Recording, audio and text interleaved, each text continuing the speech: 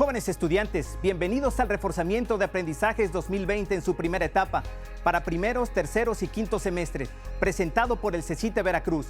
Soy Roberto Alfonso y te invito a que juntos viajemos en este fascinante mundo del aprendizaje a través de la primera sesión de Geometría Analítica. Para ello, nos acompaña el maestro Hugo Iván Sánchez Cruz del CECIT número 18 La Camelia, quien nos presenta el tema La Recta. ¡Comenzamos! Gracias, licenciado Roberto. Jóvenes, es un gusto saludarlos a través de este medio y compartir con ustedes algunos temas de geometría analítica correspondientes al segundo parcial. En esta sesión vamos a trabajar con el tema la recta. Antes de comenzar con ello, me gustaría mencionar dos problemas fundamentales de la geometría analítica, ya que esta parte de la matemática se encarga de hilar la parte algebraica con la parte geométrica. El primer problema dice, dada una ecuación, interpretarla geométricamente, es decir, construir la gráfica correspondiente. Y el segundo caso menciona que dada una figura geométrica o la condición que deben cumplir los puntos de la misma, determinar su ecuación. ¿Qué quiere decir esto? Como ustedes saben, una ecuación es una igualdad, por ejemplo, 2x más 3y igual a 1. A partir de esta ecuación, el primer caso nos dice que yo puedo hacer la construcción de su lugar geométrico, que en este caso es una recta, y es el tema que vamos a trabajar el día de hoy. Por otra parte, si yo tengo un trazo y yo puedo caracterizar a todos los puntos que componen esa gráfica, entonces que yo pueda generar la ecuación correspondiente. Más adelante vamos a ver de qué se trata. Podemos pensar en una expresión de ese tipo. Considerando el segundo caso del problema fundamental de la geometría analítica, nosotros vamos a seguir este orden, comenzando con la definición de una recta, posteriormente el análisis gráfico, en donde vamos a identificar algunos elementos para poder desarrollar la ecuación y al final estaremos concluyendo con algunos ejemplos. Dice la definición de recta. La recta es el conjunto de todos los puntos en el plano, tales que tomando dos puntos diferentes de la pendiente del segmento formado entre ellos es siempre constante. ¿Qué vamos a hacer? Vamos a considerar aquí nuestro plano cartesiano. Recuerden, se compone por dos ejes, el eje horizontal, también llamado eje de las abscisas o de las X, y el eje vertical, eje de las ordenadas o Y. Coloco aquí un trazo que es una recta, y la definición menciona que si yo tomo dos puntos diferentes en esa recta, estos que coloqué en color azul, pues entonces puedo calcular la pendiente. Aquí me gustaría que recordemos qué es la pendiente, que ya se vio en el primer parcial. La pendiente tiene que ver con las coordenadas de cada uno de estos dos puntos y el ángulo de inclinación. Este punto lo estamos tomando con las siguientes coordenadas, x1 y y1.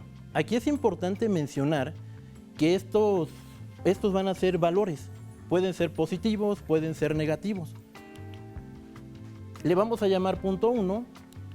Por otra parte, tenemos aquí al otro punto en donde estamos asignando las coordenadas x2 y y2. Entonces tenemos los dos puntos ya definidos y estos puntos, repito, nos van a estar hablando por medio de sus coordenadas en donde quedan ubicados. Si nosotros completamos aquí el trazo, tenemos entonces un triángulo rectángulo.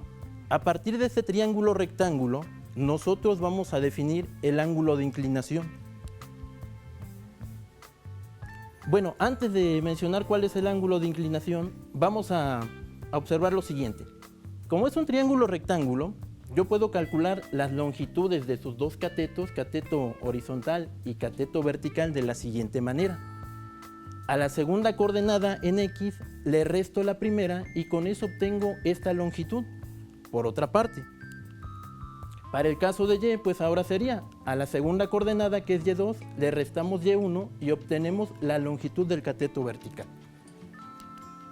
Tenemos entonces un triángulo rectángulo a partir de las coordenadas que conocemos de esos puntos y ahora sí definimos este ángulo. El ángulo que estoy señalando con referencia al cateto horizontal recibe el nombre de ángulo de inclinación y lo representamos con la letra griega alfa. Así, podemos definir entonces lo que es la pendiente. La pendiente se define como la tangente del ángulo de inclinación. Lo coloco aquí y se representa con la letra M. Si recordamos nuestro curso de trigonometría, pues la tangente se obtiene de dividir el cateto opuesto sobre el cateto adyacente. En este caso, ¿quién es mi cateto opuesto? El que está enfrente del ángulo, que son las coordenadas en Y, y el cateto adyacente es el cateto horizontal que está determinado por las coordenadas de X. Por lo tanto, queda de la siguiente manera: Y2 menos Y1 es sobre X2 menos X1. Eso es la pendiente, esa es la fórmula que vamos a estar utilizando. Ahora, si nosotros consideramos un punto cualquiera y fijamos nuestro primer punto, entonces podemos escribir la ecuación de la recta de la siguiente forma. Aquí permítanme explicar un poco. Esta ecuación se obtiene a partir de la definición de pendiente. ¿Qué es lo que hice? Pues en lugar de Y2 estoy colocando Y, y en lugar de X2 estoy colocando X, porque estoy hablando de un punto cualquiera. Y lo único que hago es utilizar el inverso multiplicativo. Esta longitud que está dividiendo la puedo expresar como una multiplicación, y así obtenemos Y menos Y1 es igual a M por X menos X1. Quiero mencionar y aclarar lo siguiente: la Y que aparece al inicio no se va a sustituir porque esa es nuestra variable. La X que no tiene subíndice tampoco se va a sustituir. Lo único que vamos a sustituir son las coordenadas del primer punto, es decir, X1 y Y1, y el valor de la pendiente. No quise comenzar con las ecuaciones, sino hacer el análisis, porque es lo que hace realmente la geometría analítica. Cuando nosotros tenemos ciertas características de algún lugar geométrico, es muy importante entenderlas y poderlas llevar a un plano cartesiano, a un sistema de referencias, y a partir de ello poder construir toda la teoría que se derive de ahí. Veamos un ejemplo. Hallar la ecuación de la recta que pasa por los puntos A y B. El primer punto tiene como coordenadas 4,2 y el segundo menos 5,7. Aquí yo voy a establecer el orden. Como primer punto sería el punto A y como segundo punto B. Entonces puedo asignar que X1 es 4, la primera coordenada del primer punto, Y1 es 2, la segunda coordenada del primer punto, y en el caso de X2 es menos 5, Y2 es 7. Les recuerdo, es muy importante establecer el orden de las coordenadas. Cada punto se compone por una coordenada X y por una coordenada Y. Aquí estoy escribiendo la fórmula de la pendiente. Eso también es otra sugerencia que les doy, que si no dominan todavía la fórmula, ustedes puedan escribirla para hacer ahí la sustitución. Haciendo sustituciones queda de la siguiente manera: 7, que vale Y2, menos el valor de Y1, que es 2, sobre X2, que es menos 5, menos X1, que vale 4, y tenemos aquí pues dos operaciones algebraicas que realizar. En la parte de arriba, 7 menos 2 nos da 5, y en la parte de abajo, menos 5 menos 4, menos 9. Tenemos entonces una pendiente negativa, que también ya se vio durante el primer parcial. Aquí quiero hacer el siguiente comentario. Cuando nosotros tenemos una pendiente negativa, la expreso de esa manera, quiere decir que la inclinación de la recta es esta. Pero si yo tengo una pendiente positiva, quiere decir que la inclinación de la recta es de esta forma, ¿sí? Que sería el caso que habíamos analizado, la pendiente positiva en la teoría, pero ahorita en la práctica encontramos una pendiente negativa. Vamos a continuar. Escribo la ecuación de la recta para que yo pueda hacer la sustitución y efectuar el desarrollo algebraico. Sustituyendo entonces tenemos Y menos 2 es igual a 5 sobre menos 9 y se va a multiplicar por X menos 4.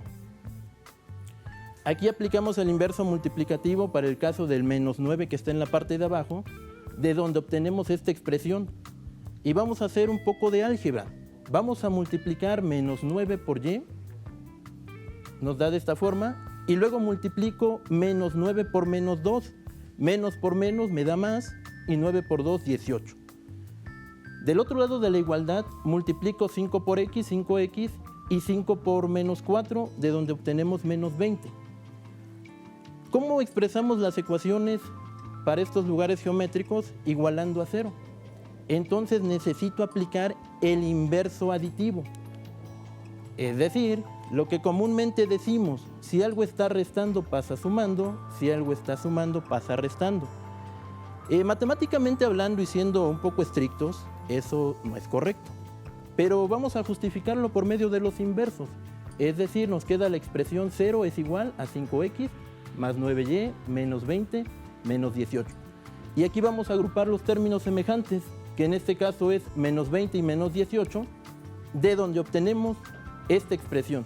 Y esa ecuación corresponde a la recta que pasa por el punto A y por el punto B. Ya sea que nosotros vayamos al plano cartesiano, hagamos la ubicación de estos puntos y posteriormente hagamos la gráfica de la recta, se tiene que cumplir esa condición. Si podemos utilizar alguna aplicación en el celular, algún programa en la computadora, pues estaríamos también corroborando lo que les acabo de decir. Quiero presentar otro ejemplo.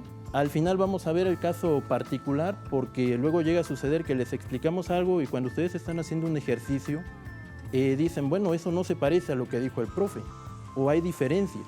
Vamos a ver, otra vez, primero identificar los datos, x1, y1, x2 y y2.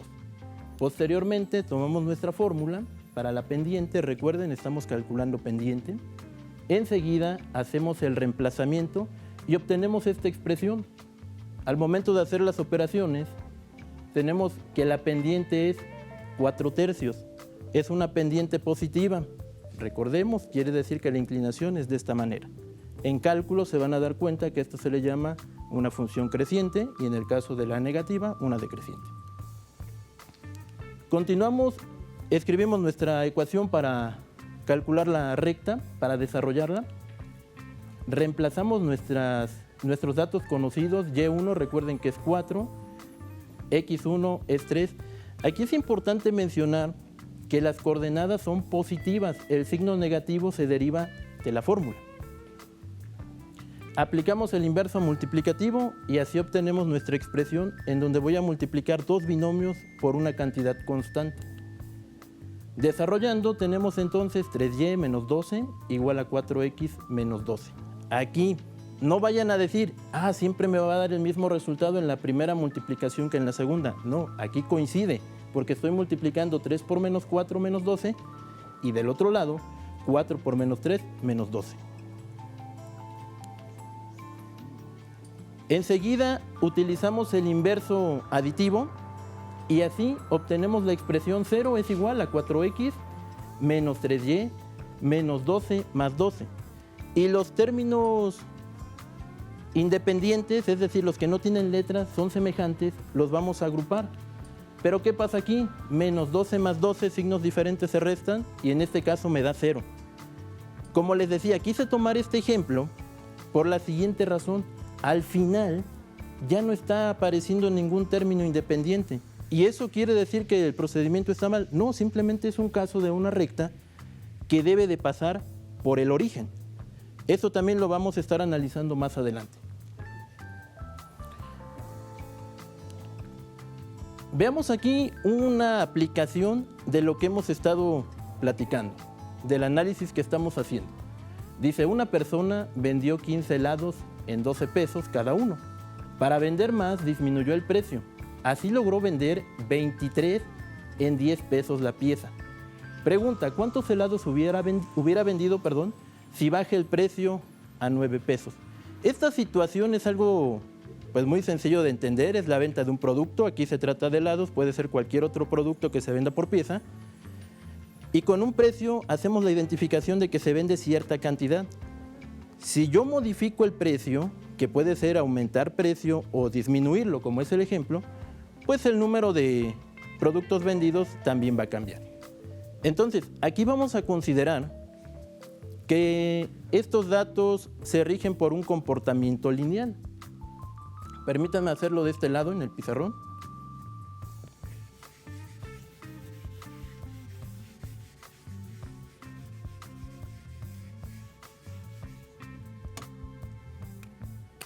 Fíjense, ¿qué datos tenemos? Sabemos nosotros que la persona ha vendido en 12 pesos 15 helados. Por otra parte, dice que cuando disminuye el precio, es decir, a 10 pesos, ahora vende 23. Ya estoy generando aquí mi sistema de puntos, los 2 puntos que necesito para generar la ecuación de la recta. Vamos a pasar al plano cartesiano y vamos a ubicarlos. Estamos aquí en nuestro eje X, tenemos aquí el eje Y, y voy a hacer la ubicación de la siguiente forma. No voy a colocar la escala correspondiente, nada más voy a indicar que aquí está 10, y de este lado está 12, que son las coordenadas que estoy manejando para estos 2 puntos. Por otra parte, de este lado señalo que tenemos a 15, y más arribita tenemos a 23. Entonces, ¿qué es lo que puedo representar en mi plano a partir de las coordenadas de los puntos? Pues cuando son 10, se vendieron 23, es decir, este sería un punto, y el otro punto tiene como coordenadas 12,15. Vamos a ordenar los puntos de la siguiente forma. A este le vamos a llamar punto 1 y a este otro punto le vamos a llamar punto 2. Entonces puedo ahora generar sus coordenadas ordenando en X1, Y1, X2 y Y2. ¿Sí? Las escribo ahí para que sea más fácil identificar y coloco entonces aquí que X1 es igual a 10, Y1 es igual a 23, X2 es igual a 12 y Y2 es igual a 15. Ahora, lo que les mencionaba, vamos a escribir entonces la fórmula para la pendiente que dice Y2 menos Y1 sobre X2 menos X1. Sustituyendo los datos nos va a quedar aquí 15 menos 23 sobre 12 menos 10.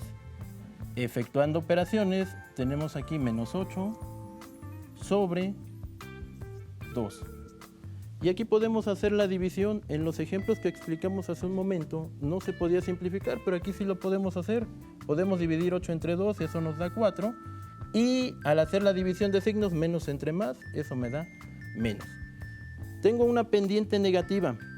Vamos a hacer el análisis de qué está pasando aquí. Pues sí, como tengo los puntos, cuando yo trace la recta, podemos observar la inclinación que tiene, lo que mencionábamos hace un momento. El signo es negativo porque tiene una inclinación, podemos decir, hacia el lado izquierdo. Ahora, vamos a recordar nuestra fórmula para calcular la ecuación de la recta que dice y menos y1 es igual a m por x menos x1. Y empezaríamos a reemplazar nuestras coordenadas. Y menos 23 es igual a menos 4 por x menos 10. Y aquí la ventaja fue que se pudo simplificar la pendiente y ya no tengo una fracción. Entonces, vamos a hacer lo siguiente, voy a transcribir aquí, y menos 23 es igual a menos 4x, porque estoy multiplicando, multiplico menos 4 por menos 10, menos por menos da más, y 4 por 10 son 40. ¿Sí? Espero que hasta aquí vaya todo claro.